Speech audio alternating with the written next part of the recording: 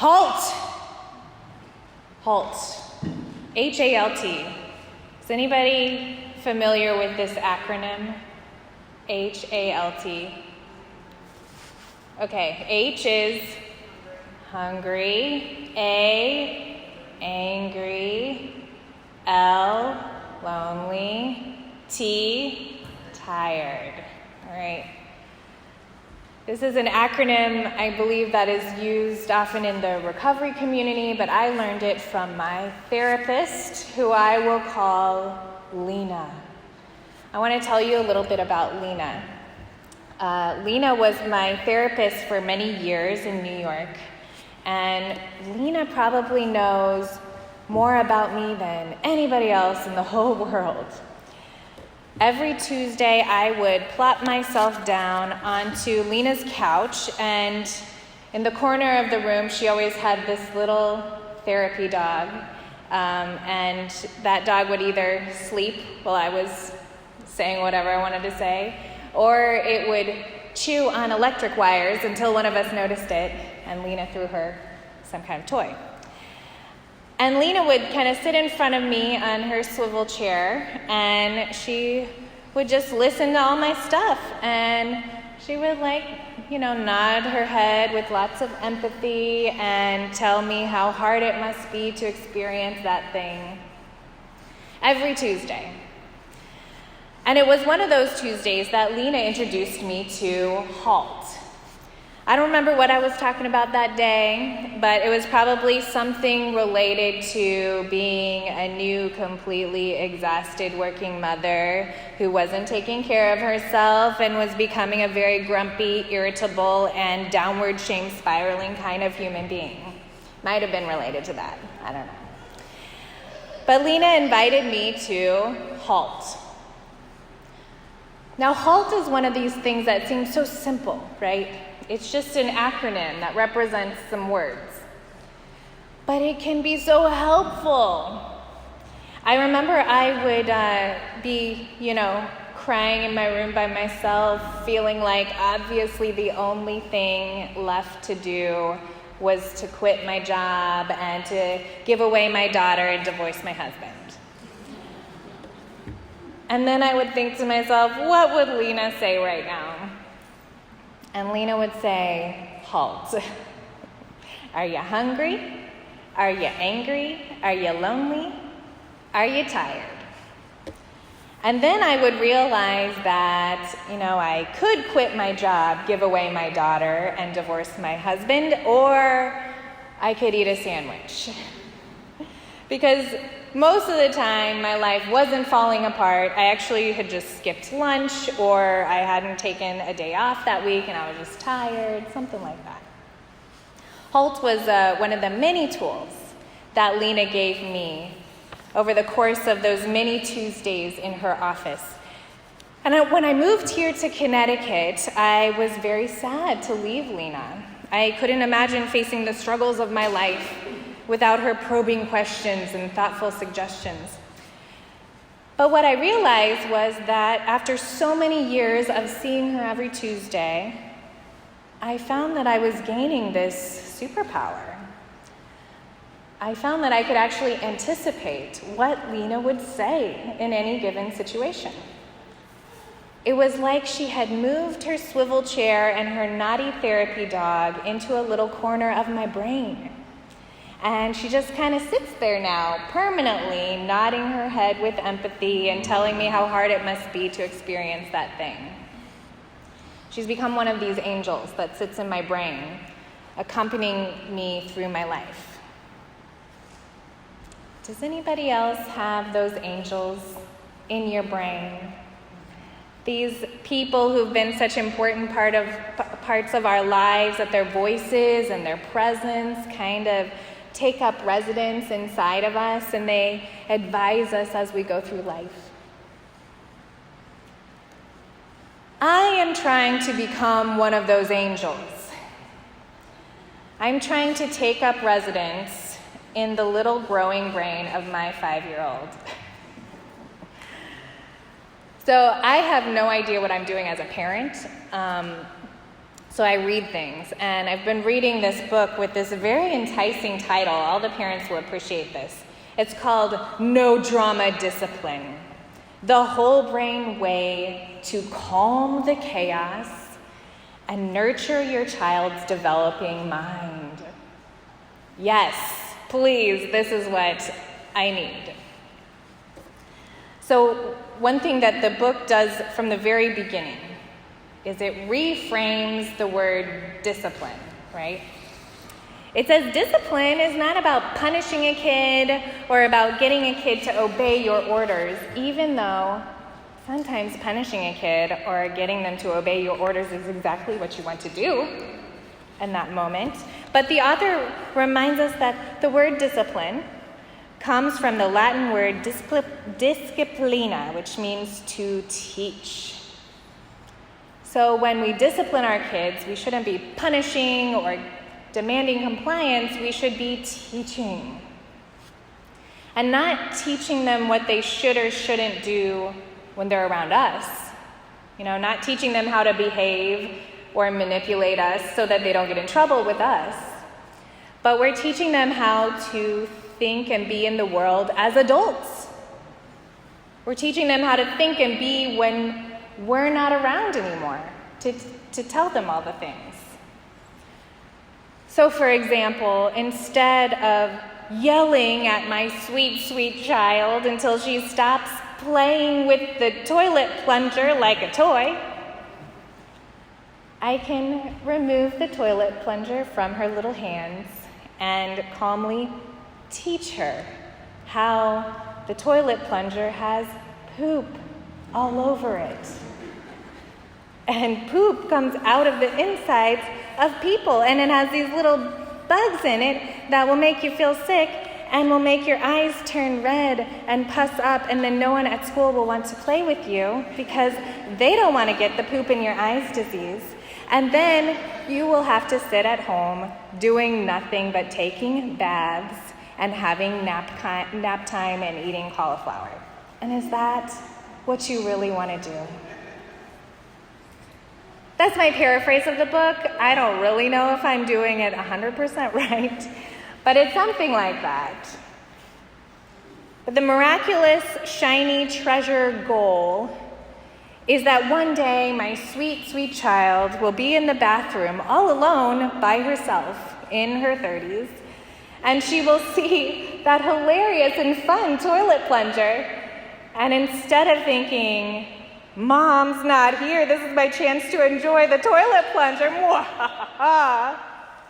instead of that outcome, when no one is looking and she can do whatever she wants because she's an adult, my voice will be implanted in her head. My little angel self sitting in her brain, calmly saying, this is a toilet plunger. It's a gross thing. Let's find something else to play with. Right? That's the goal of parenting, isn't it? In my best moments, my goal is to be that angel, because I'm not always going to be there to take away the plunger. This final fact is one of the many things I like to think that I have in common with Moses. I'm sure you can think of many other things, but I kind of think of Moses as, like me, a wannabe toilet plunger angel, or at least an angel that sits in people's brains, speaking some wisdom. Not that Moses wanted people to care what he would think in any given situation, but he wanted the things that he taught people, the laws of God, to sit in their brains and hearts long after he was gone. Just before Moses dies, in one of his last speeches to the people, after many chapters and several books of Moses teaching the people the laws of God, as his life is coming to an end, Moses says the words that were read this morning. They may as well be my own words to my child about everything from toilet plunger play etiquette to every lesson that I want to teach her about how to be kind and about how much she deserves respect no matter what she does or leaves undone.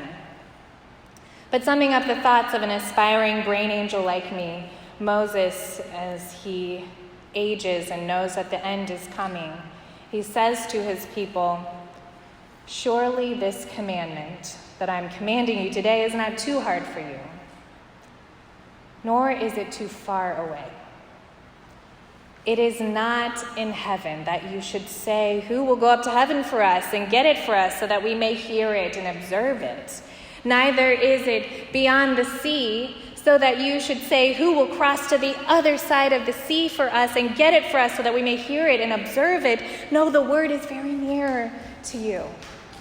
It is in your mouth and in your heart for you to observe." You see, while Moses was alive, the people had someone to go to the ends of the earth to get the law of God for them. Moses would hike up and down the great Mount Sinai to meet with the unattainable fire and smoke, dangerous divine presence to learn the divine laws and then come down and teach them to the people. While Moses was alive, Moses was always there to help the people understand what the laws meant, to sometimes meet up with God in a high and holy place to talk things through and then come back to the people with all the right answers. But Moses knows that when he dies, he won't be able to go to the ends of the earth for them, to give them the law anymore. The law, this seeking and knowledge of God's will and God's life, all the stuff that Moses has been trying to teach them will now need to implant itself like an angel inside of each of them, in their mouths and in their hearts, for them to observe without him. So that the law of God, the wisdom and the solace of the ages, the right thing to do, is so ingrained. The thought patterns are so practiced, so rehearsed that it sits in your brain, in your mouth, in your heart. It becomes common sense. It becomes instinct. It goes from being something that you get from the outside to something you can access from your very own insides. What I'm learning as I try to change the patterns in my child's brain, or develop them, is that we humans can form our own brains. And we do that every day. The voices that we expose ourselves to every day, whether we want them to or not, are lodging themselves in our brains. They're becoming our teachers, our common sense. They're forming our instincts, our first reactions to things. And the question is, what are the voices that we are allowing into our brains? Who are the angels that we are giving space to inside of our heads? Who and what is teaching us how to react to life? You know, with kids, we so carefully curate what kinds of teachers and voices we expose them to. But as adults, we forget that our brains are not dead. You know, they are alive, being formed, capable of change. So what are the voices we are allowing to implant in our brains? Intentionally or unintentionally, there are a lot of voices in our lives. Are we allowing the snarky friend who covers their despair with humor or denigration to plant? Are we allowing the people or the media who blindly parrot political or religious rhetoric because that's easier than sitting in the complicated, messy suffering of the world to plant? Are we allowing the abusive loved one who always needs to make you feel small so they can feel okay to plant? All of those voices can get in our heads and can become our better or worse angels, our instincts and our common sense. So we have to be intentional about the angels that we let inside. It is my hope that one of our teachers, one of our angels, maybe a significant one, might be this tradition of faith. I know that the Christian voice that gets formed inside some of our heads as children has been less than helpful. It has been less helpful and more shaming. Less ethical and thoughtful and more about unhealthy rules about sexuality and how you avoid going to hell after you die. And I hope you know that there is a different understanding of Christian teaching out there and in here. And it is this understanding that we try to learn and practice in this community. The understanding that our life's work is to follow the teachings of Jesus, to bring good news to the poor and release to the captives, to let the oppressed go free, to find our neighbor in the Samaritan we were taught to hate, to care for the vulnerable as though they are Christ himself, to call our leaders not to lord power over others, but to kneel and wash the feet of those who serve, to love our neighbors as ourselves, which means we have to learn to love ourselves first, to see the possibilities of resurrection, even in the midst of the most debilitating death. This is the common sense, the angelic instinct that we work to lodge in our brains and in the mouths and the hearts of the children of this community. You know, I've been organizing faith communities to offer short-term sanctuary to folks in case the immigration raids come to Connecticut. And a lot of these communities have a lot of reasonable questions about what it means to offer sanctuary, and it can take communities a long time to decide if they want to be a part of that work in this way. But what I'm told about when First in Summerfield was asked to house folks in sanctuary years ago, the story goes that the community asked, and the church said, of course. Now that's not because this church is reckless or irresponsible. It's because this church has steeped itself for generations in the gospel teachings that we find Christ in those who are suffering. And we help out to the best of our ability, and that is what it means to be a Christian. We practice and we internalize these voices of faith until they become second nature to us. So that when life comes, when ice comes, when the bad news, when the hard diagnosis comes, when our bodies tire and our organs fail, when abuse and violence enter our homes, when they enter our politics, we do not say, who will go up to heaven, or who will go to the powerful person in the room, or who will go up to Congress for us and get justice and righteousness for us so that we may hear it and observe it. No, when life comes, when the horrors and the hardships come, we will have marinated well in the angelic voices of the faithful, in our ancient stories of Scripture, in the discussions and practices of the saints of this very community, so that the word and the wisdom of the divine will not be something far away. Love and justice will not be things that we need to wait for someone else to bestow upon us, but they are very near to us, in our own mouths and in our own hearts for us to observe. May it be so. Amen.